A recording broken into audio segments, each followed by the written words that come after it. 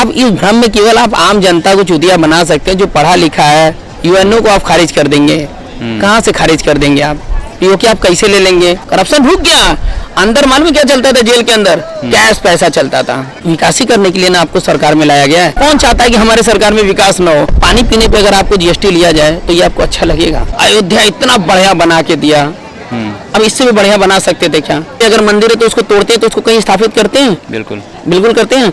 एक गरीब आदमी का अगर रोड से दुकान तोड़ा गया, क्या उसको कहीं पे स्थापित किया गया? जब मैं अगर सांसद बना, मैं आपको बता दूं, इंफ्रास्ट्रक्चर पे जो भी हो सकता है, जितनी फंड आए बनारस के लिए, अगर इतनी फंड आई है तो मैं 100% उस फंड को लोकेट करूंगा। आज जो रिजल्ट आया, इस रिजल्ट को आप किस तरह से देख रहे हैं? ठीक है, अच्छा रिजल्ट था। सभी लोगों ने अपना पूरा जोर दमखम लगाया। ठीक है, जो आदमी एक डूबती हुई पार्टी थी वो अपने आप को फिर से संभाली है, एक स्टैंड की है। ठीक है, प्रधानमंत्री मोदी जी ने सरकार बना रहे हैं, अच्छी बात है, और बनाना ठीक है। अगर सभी का सहयोग रहा तो वो भी सरकार बनाएंगे। हालांकि इतनी कांटे की टक्कर हो गई कि अब तो सरकार बनाना भी मुश्किल ही लग रहा है, क्योंकि इधर नीतीश कुमार, जिनको जैसे कहा जाता है कि पलटू है, ये तो कभी भी पलट सकते हैं। प्रधानमंत्री के रूप में अभी तो बोल दिया जाए नीतीश कुमार को आप प्रधानमंत्री बन जाइए तो हमको लगता है तुरंत पलट जाएंगे।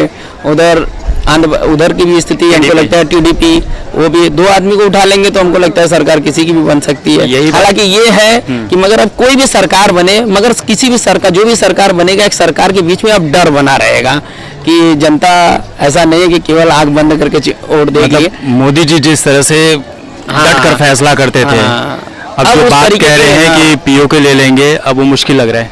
पीओके सर आप ले ही नहीं पाएंगे। आप इस भ्रम में केवल आप आम जनता को चूतिया बना सकते हैं। जो पढ़ा लिखा है यूएनओ को आप खारिज कर देंगे। कहाँ से खारिज कर देंगे आप? पीओके आप कैसे ले लेंगे? लाहौर तक तो गए थे अटल बिहारी वाजपेयी साहब, क्यों नहीं ले लिए?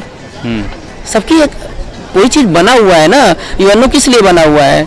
आप अपनी जगह। अच्छा, एक बात बताइए अब कि उत्तर प्रदेश में आपके हिसाब से विकास हुआ है कि नहीं हुआ है? उत्तर प्रदेश में विकास, देखिए सरकारें किसी की भी रहेंगी, विकास ही करने के लिए ना आपको सरकार में लाया गया है। ऐसा थोड़ा ना कि विकास करने के लिए ना आपको तोड़फोड़ करने के लिए सरकार में लाया हुआ है कि नहीं हुआ है? बिल्कुल होगा ही। जो भी सरकारें आएंगी, बसपा जब सरकार में थी, कल्याण सिंह सरकार में थे तो उस समय 12% रिजल्ट था, फिर बसपा आई तो 25% रिजल्ट हुआ हाई स्कूल इंटर में। तो सरकारें जो भी बनेंगी, मुलायम सिंह यादव आए तो वो लखनऊ में मेट्रो लेकर आए, मायावती ने नोएडा को, दिल्ली से आईटी सेक्टर को पूरा उठा के नोएडा लेके चली आई, नोएडा गाजियाबाद में। तो सभी लोग अपने हिसाब से विकास करते। कौन चाहता है कि हमारे सरकार में विकास न हो? हर आदमी को ये भी होता था ना कि यूपी की सड़कें बहुत टूटी फूटी है, इलेक्ट्रिसिटी नहीं है, 4 घंटे 5 घंटे। कभी आप नोएडा गए हैं? हाँ, नोएडा गए। नोएडा यूपी का हिस्सा है, वहाँ की सड़कें देखें? बिल्कुल देखा। टूटी फूटी है? नहीं, क्यों? नोएडा लेकिन एक बिजनेस हब है। बिजनेस हब कैसे बना?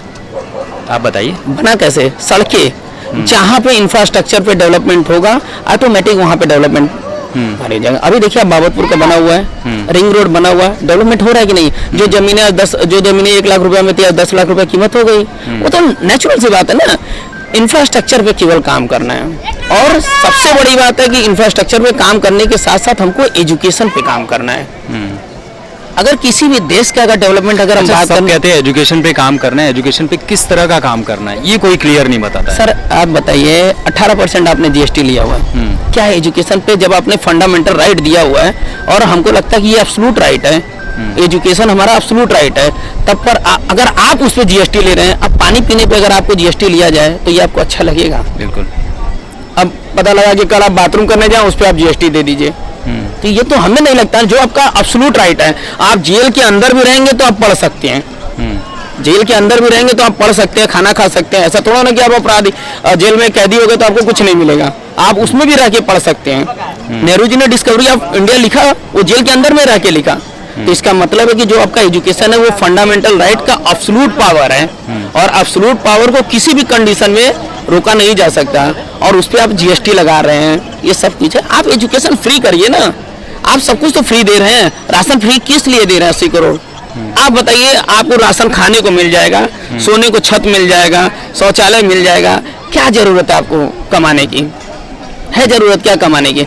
बेसिक रिक्वायरमेंट किसी भी व्यक्ति की अगर पूरी होती रहेगी, वो नहीं कमाएगा। लेकिन यही चीज़ तो विपक्ष वाले भी कहते हैं कि हम 1 लाख दे देंगे, 8,000 दे देंगे, फ्री में ये दे देंगे। बिल्कुल, जब आपको पता चल गया कि हमारे देश की जनता 70% भिखमंगी जनता है, भैया हम सच्चाई बता रहे हैं, अगर ये पढ़ी लिखी है हमको तो नहीं कह सकते हैं कि हम आपको 8,000 रुपये महीना देंगे, आप हमको वोट दीजिए, हमें क्या, हमको तो बोले।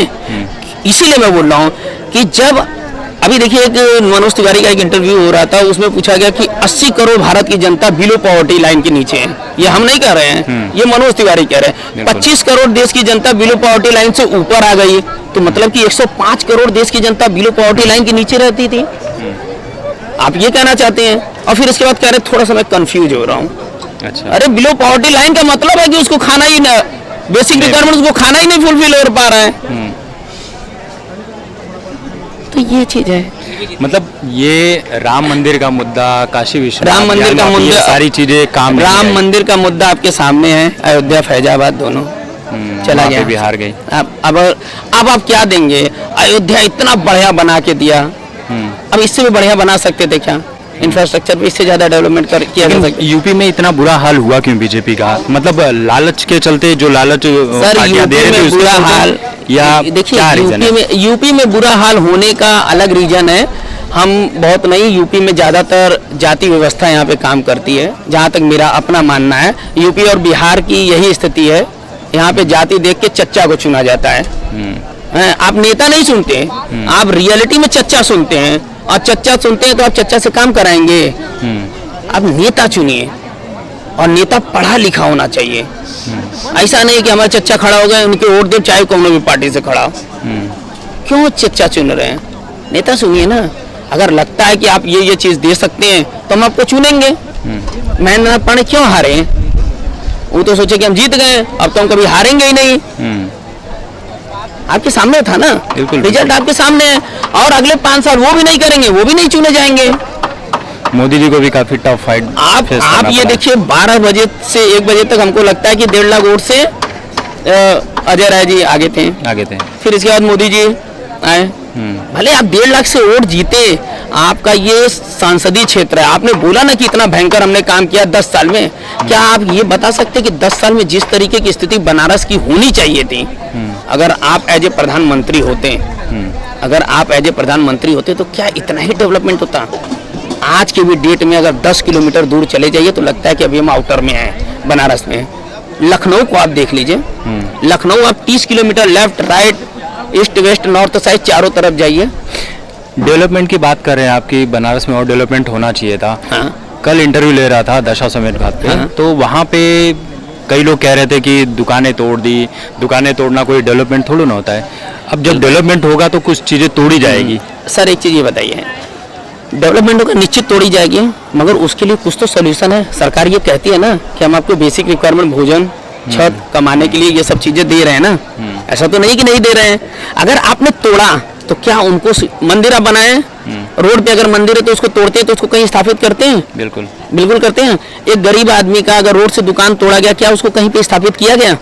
क्या उसको उस तरीके की दुकानें, जिस तरीके की दुकानें उसकी थी, उसको दिया गया? मंदिर आप तोड़ते हैं तो देते हैं ना। रोड पे जैसे मंदिर पड़ता है तो आप उसको किनारे करने के लिए उसको तोड़ते हैं, तो उसके जगह पे दूसरा मंदिर वहाँ पे स्थापित करते हैं। उसी तरह दुकानें भी देना चाहिए था ना। अच्छा, आपकी बात से इतना मैं समझ गया कि आप किसी पार्टी के सपोर्टर तो नहीं है। किसी पार्टी के सपोर्टर नहीं है। आप जो बात बोल रहे हैं फैक्ट पर बातें कर रहे हैं। हमने इसीलिए बोला ना कि बनारस में जिस तरीके का डेवलपमेंट होना चाहिए था 10 साल में, उस तरीके का डेवलपमेंट हुआ। मैं सर एक चीज मैं बता दूं, और मैं किसी भी पार्टी का सपोर्ट नहीं करता हूं। हाँ, मगर जो पार्टी सही करेगी उसकी मैं तारीफ भी करूंगा, और जो पार्टी गलत करेगी उसकी मैं बुराई भी करूंगा, और उतना ही जोर से करूंगा जितना जोर से तारीफ करूंगा। अगर नरेंद्र मोदी, अगर पहली बार हमने अभी IMF की रिपोर्ट आई, IMF की रिपोर्ट ने आपको डेवलपिंग कंट्री से बाहर कर दिया। 54 लाख करोड़ रुपया कर्जा था, आज 200 लाख करोड़ के पार हो गया। जब कोई दूसरा सरकार बनाएगा ना तब इफेक्ट पड़ेगा। अडानी की संपत्ति 100वें रैंक से बाहर थे, आज वो 5वें रैंक पे आ गए। कैसे आ गए? एक चीज जो लोग कह रहे थे कि भाई राहुल गांधी पप्पू हैं, लेकिन अब लोग कह रहे हैं कि उनके भाषणों में काफी मैच्योरिटी है। पप्पू पप्पू बोलते बोलते उन्होंने छक्का ही मार दिया। सर देखिए, एक चीज ये बताइए, राहुल गांधी आप पढ़ा लिखा व्यक्ति हैं, ठीक है, अखिलेश यादव पढ़े लिखे व्यक्ति हैं, पढ़े लिखे व्यक्ति हैं ना, और जब पढ़ा लिखा व्यक्ति रहेगा उसको मालूम है राहुल गांधी राजा के घर का पैदा हुआ है? आप उसके ड्रेसिंग सेंस को कभी आप देखें किस तरीके से वो रहता है?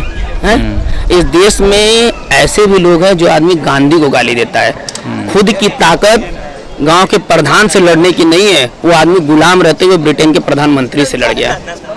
है क्या पावर? भगत सिंह वही जेल में रह के लिखते कि मैं नास्तिक क्यों हूं, आज करोड़ों लोग उनके फॉलोअर हैं, और यहाँ बताया जा रहा है धर्म खतरे में है। कौन बता रहा है? वाकई खतरे में? कैसे खतरे में? अगर खतरे में धर्म है तो धर्म है क्यों यार? अगर खतरे में धर्म है तो धर्म है क्यों? इस देश में सुनिए, अभी मैं एक रिसेंट आपको न्यूज बता रहा हूँ, 7% पंजाबी है इस देश में, तब तो मर जाएंगे, आत्महत्या कर लेंगे। 60,000 पारसी हैं उस देश में, मर जाएंगे। देश के जीडीपी में 25% योगदान अकेले उनका है। उठाइए रिपोर्ट, इकोनॉमी रिपोर्ट उठाइए, पढ़िए उसको, तब समझ में आएगा पंजाबियों का योगदान कितना है? और जो कि इतने दंगे भारत में झेले पंजाबियों ने, सिख दंगा 1984 का सभी को याद होगा, घर में घुस घुस के लोग मारे, कुछ हुआ क्या? आज भी पंजाबी उसी शान से भारत के लिए सेवा कर रहे हैं जिस शान से कोई नहीं कर पा रहा है। अच्छा, आज के रिजल्ट के बाद ये तो पता चल गया कि देखिए मंदिर, मस्जिद, धर्म, जाति, ये कोई बहुत बड़ा मुद्दा नहीं लग रहा है। मुद्दा नहीं है, वही रोजगार वाला ही है। हाँ, अब भैया का मुद्दा भी उतना। भैया 2014 में आपने प्रधानमंत्री बने, हम उस समय 25 साल के थे, 10 साल बीत गया। वैकेंसी जब आएगी तब तो हम नौकरी पाएंगे, वैकेंसी आएगी नहीं तो नौकरी पाएंगे कहाँ से? और जो बैंकों की नौकरी, जो बैंकों की वैकेंसियां, जो LIC की वैकेंसी, ये कॉरपोरेशन है, ये फ्रंट पे आके गवर्नमेंट की सर्विस नहीं है, ये कॉरपोरेशन है। ये कॉरपोरेशन अपनी वैकेंसी हमेशा निकालती रहती है, इसलिए हम नौकरी में हैं। अच्छा, एक आखिरी चीज, इलेक्शन का रिजल्ट आपने देख लिया, इंडिया गठबंधन भी लगभग 230-35 सीट के आसपास है, और NDA गठबंधन भी, मान लीजिए है इंडिया वाले बना लेते हैं, कितने दिन चला लेंगे वो? क्या वापस से री इलेक्शन होगा? हाँ, यही बात। अब तो हर आदमी को डर, री इलेक्शन होता ही नहीं है, ये कॉन्सेप्ट एकदम क्लियर रखिए कि 5 साल के बाद ही अब री इलेक्शन होगा। री इलेक्शन नहीं होता है, पार्टी तोड़ती है फिर सरकारें बनती हैं, जो तोड़ेगा वो जोड़ेगा, कोई तोड़ेगा कोई जोड़ेगा। बस ये ऐसा नहीं कि अब हमको फिर से वोट देने जाना है 2 साल बाद, ये संभव ही नहीं है। तो इस तरह से तो देश की चीजें और गड़बड़ होगी। नहीं, गड़बड़ नहीं होगी। अब जैसे मान लीजिए कि बीजेपी सरकार बनाती है, ठीक है, उसके दिमाग में अब हमेशा डर तो बना रहेगा ना? बिल्कुल रहेगा ना। जब आप 384, तब तो डर था, 25-30 अगर छटक भी गए तो मेरा क्या कर लेंगे? आज 25-30 छटक जाएंगे तो गिर गई सरकार। अटल बिहारी वाजपेयी साहब का एक ही सरकार गिरा था, एक ही सीट से, ठीक है, और आज वो फिर उसी स्थिति पे है, जो जहाँ के अभी TDP जो पाया हुआ है, उसी की वजह से सरकार गिरी थी अटल बिहारी वाजपेयी साहब का। अच्छा, ओवरऑल आप ये कहना चाहते हैं कि मोदी जी का मैजिक अब चला जा चुका है? चला जा चुका है, अब कुछ नहीं बचा। कौन है बीजेपी में फिर? बीजेपी में हम नितिन गडकरी, उन्होंने बढ़िया काम किया रोड पे, मैं उनको मानता हूँ। योगी जी नहीं है भैया? मैं लोकसभा की बात कर रहा हूँ, member of parliament. I am not talking about, भविष्य की बातें हो रही है ना कि योगी जी को सर भविष्य में तो कुछ भी हो सकता है ना। अगला पल मेरा है, ये आपको मालूम है? बिल्कुल। अगले पल मैं जिंदा रहूं कि मर जाऊं, ये बात आपको मालूम है? कोरोना ने अभी सबको सिखा दिया, तब भी नहीं सीख पा रहे लोग, भूल जाते हैं ना लोग। हिंदुस्तान में ह्यूमैनिटी की ग्राउंड पे अगर बात कर ले तो आपके दिमाग में जीरो, ह्यूमैनिटी है ही नहीं यहाँ पे। यहाँ पे अगर कोई गरीब दिख गया तो उसको लोग लात मार देते हैं, कोई दिख गया तो उसको, ह्यूमैनिटी है क्या हिंदुस्तान में? आप विश्व गुरु, आप दुनिया को सिखाए हैं कि ऐसे रहना चाहिए, ऐसे करना चाहिए, कहाँ है ह्यूमैनिटी ग्राउंड पे? इतना लोगों में डिस्क्रिमिनेशन है, अप डाउन, कास्टिज्म, ये वो, क्या है? ह्यूमैनिटी है किसी के पास? ह्यूमैनिटी नहीं। और जो ह्यूमैनिटी में जिसके पास है वो कुर्सी पे बैठा हुआ है, उसको मतलब नहीं है। अच्छा, तुम राजा बनोगे, आओ तुम भी बन जाओ, तुम राजा बनोगे। आप चुनाव लड़ना चाहेंगे कि नहीं भविष्य में? आपके इतने सारे फॉलोअर्स हैं, उन्होंने बोला कि रवि सर का इंटरव्यू लीजिए। चुनाव, देखिए सर, ये भविष्य की बातें भविष्य में होती है। अभी मैं 45 साल तक तो नौकरी करूंगा, एकदम कॉन्सेप्ट क्लियर है, क्योंकि पहले तो खाना खाने के लिए कुछ व्यवस्था कर ले तब तो चुनाव लड़ेंगे, और पता लगा खाना खाने की व्यवस्था ही नहीं हुई तो चुनाव लड़ेंगे। किसी ने आपको फंडिंग कर दी कि चलिए हम आपके पीछे हैं, आप चुनाव लड़िए? मैंने बोला ना कि 45 साल तक तो मैं नौकरी करूंगा। नहीं, अब भी कर दिया। आपकी उम्र अभी कितनी है? अभी उम्र है मेरी 37 साल। 37 साल है। मान लीजिए आपको किसी ने कर दी फंडिंग कि लीजिए 10 करोड़ लड़िए चुनाव, देखिए, तो लड़ेंगे कि नहीं? मौका मिलेगा तो मैं हर जगह अपने आप को रिप्रेजेंट करूंगा। हर जगह। मैं ये नहीं कहूंगा कि मैं ये नहीं करूंगा, हर जगह अपने आप को रिप्रेजेंट चलिए, करूंगा। मान लीजिए एक तौर पे कि आप समझिए कि बनारस से लड़ रहे हैं चुनाव, हाँ। बन गए यहाँ के सांसद, तो आप क्या बदलाव करना चाहेंगे यहाँ? सर देखिए, जब मैं अगर सांसद बना, मैं आपको बता दूं, इंफ्रास्ट्रक्चर पे जो भी हो सकता है, जितनी फंड आए बनारस के लिए, अगर इतनी फंड आई है तो मैं 100% उस फंड को लोकेट करूंगा पहले। और एजुकेशन, और मैं सबसे पहले कि मैं खुद पूछूंगा कि आपको क्या क्या चाहिए, क्या इंफ्रास्ट्रक्चर यहाँ पे होना चाहिए, आप किस तरीके से अपने आप को देखना चाहते हैं। ये मैं, जनता ने हमको चुना है ना, मेरा हक भी तो बनता है कि मैं जनता से पूछूं। मैं अपने आप पे क्रिएट कर दूं कि ये बनेगा, ये बनेगा, ये मंदिर बनेगा, यहाँ पे रोड बनेगा, ये मॉल बनेगा। जनता ने आपको चुना है तो उसका भी तो पूरा हक है। और जनता हमको नौकर बनाई है, राजा नहीं बनाई है। इस भ्रम में जो लोग रहते हैं कि हम राजा बन के आए हैं, राजा नहीं बने हैं, हम नौकर हैं। लेकिन नेता बनने के बाद लोग भूल जाते हैं ना। हाँ, यही तो मैं बोला ना कि नेता बनने के बाद तो सभी लोग भूल जाते आप हैं। भूल गए तो?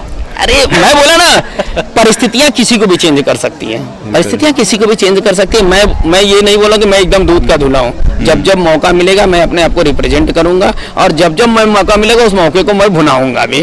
इस बात को मैं बिल्कुल सिरे से उसको नकार रहा हूँ कि मैं ऐसा कोई कह दे कि मैं आपको कुछ नहीं करना होगा।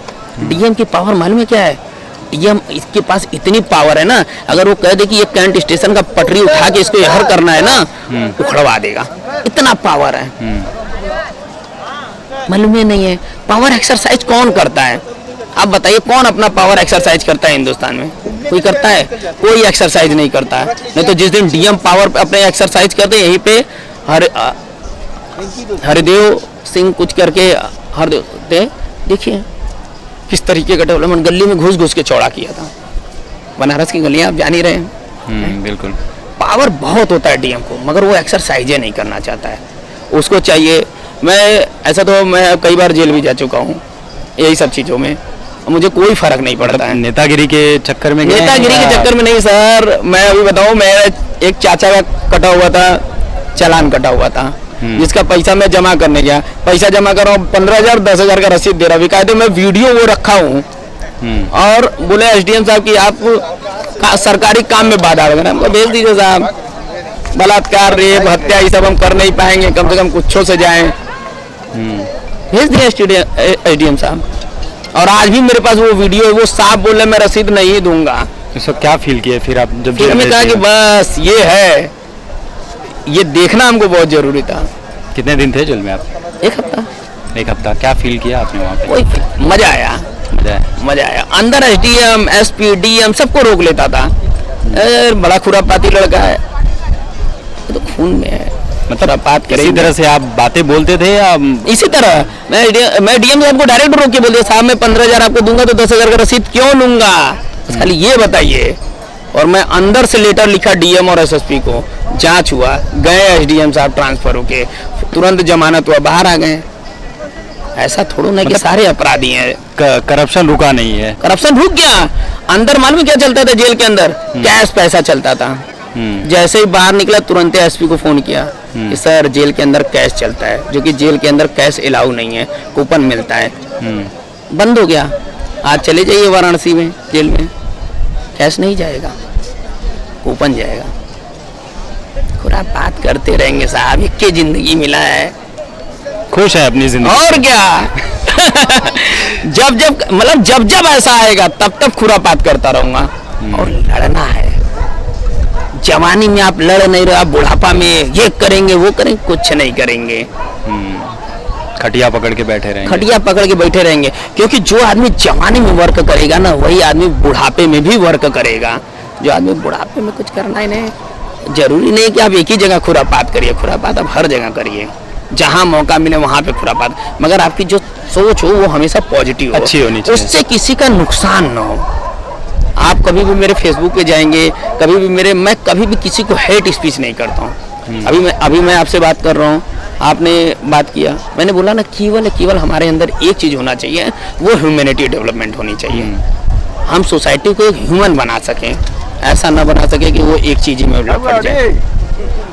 चलिए, बहुत बहुत अच्छा लगा आपसे बात करके। एक हमेशा, और मैं एक चीज़